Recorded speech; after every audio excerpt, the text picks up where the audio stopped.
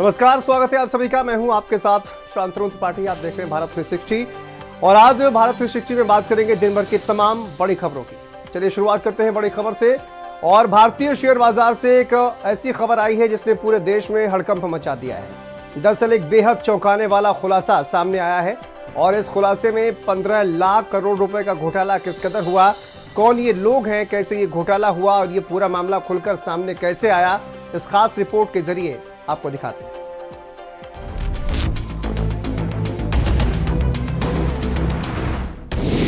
अब तक का सबसे बड़ा घोटाला, 15 लाख करोड़ की हेराफेरी, कई राज्यों के बजट से ज्यादा, बाजार में मच गया हड़कंप।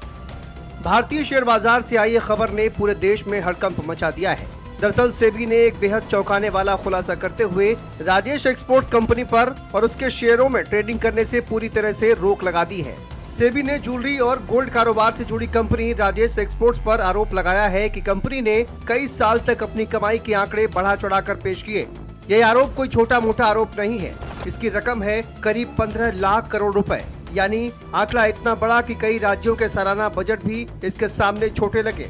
सेबी की शुरुआती जांच में जो बात सामने आई है कि राजेश एक्सपोर्ट ने अपनी कुल कमाई का 97 से 99% हिस्सा फर्जी या बढ़ा चढ़ाकर दिखाया है। सबसे बड़ा फर्जीवाड़ा, 97 से 99% रेवेन्यू फर्जी, शेयरों में ट्रेडिंग पर लगी रोक, निवेशकों को तगड़ा झटका, सोने के नाम पर काटी चांदी। सेबी ने अपने 109 पन्नों के अंतरिम आदेश में इस गड़बड़ी को इतिहास की सबसे गंभीर वित्तीय अनियमितताओं में से एक बताया है। इस बड़े एक्शन के बाद न सिर्फ कंपनी के शेयर धड़ाम हुए हैं, बल्कि देश की सबसे बड़ी सरकारी कंपनी LIC भी इसके लपेटे में आ गई है। आइए आपको कंपनी के बारे में बताते हैं। क्या करती है कंपनी? राजेश एक्सपोर्ट्स कंपनी कच्चा सोना खरीदती है, उसे शुद्ध सोने में रिफाइन करती है, गहने बनाती है और फिर उन्हें बाजार में बेचती है। साल 2015 में राजेश एक्सपोर्ट्स ने स्विट्जरलैंड की मशहूर रिफाइनरी वेलकैम्बी का अधिग्रहण कर लिया।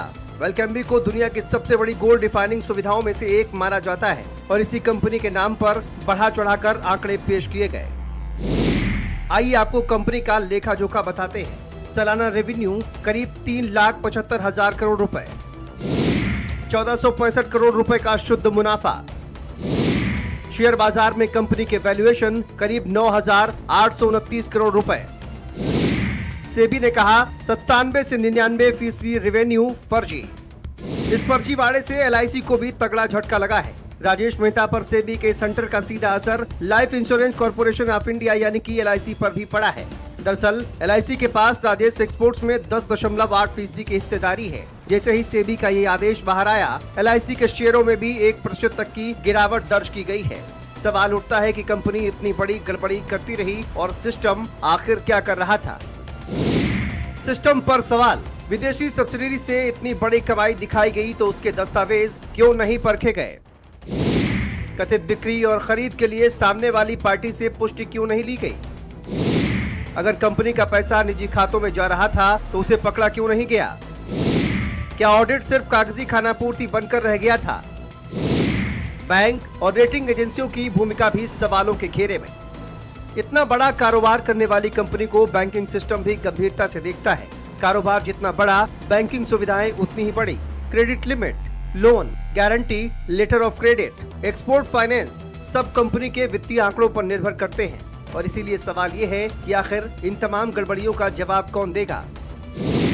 क्या बैंकों ने कंपनी के आंकड़ों को स्वतंत्र रूप से जांचा? क्या निर्यात, बिक्री, भुगतान और विदेशी लेन देन का मिलान किया गया? क्या किसी ने यह देखा कि जिस कारोबार का दावा किया जा रहा है उसका वास्तविक पैसा कहां है? अगर बैंक भी सिर्फ ऑडिटेड बैलेंस शीट पर भरोसा करते रहे तो यह बैंकिंग निगरानी की भी सबसे बड़ी विफलता है। और सबसे बड़ा सवाल, क्या यह टैक्स चोरी का मामला भी बन सकता है?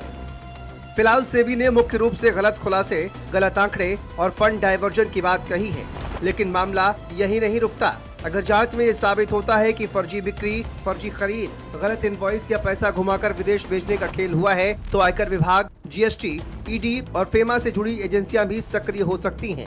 राजेश एक्सपोर्ट्स का मामला अब सिर्फ एक कंपनी की गड़बड़ी नहीं रह गया है। ये भारतीय शेयर बाजार, ऑडिट सिस्टम, बैंकिंग निगरानी और कॉर्पोरेट गवर्नेंस की पूरी व्यवस्था पर एक बड़ा सवाल बन गया है। ब्यूरो रिपोर्ट, भारत समाचार।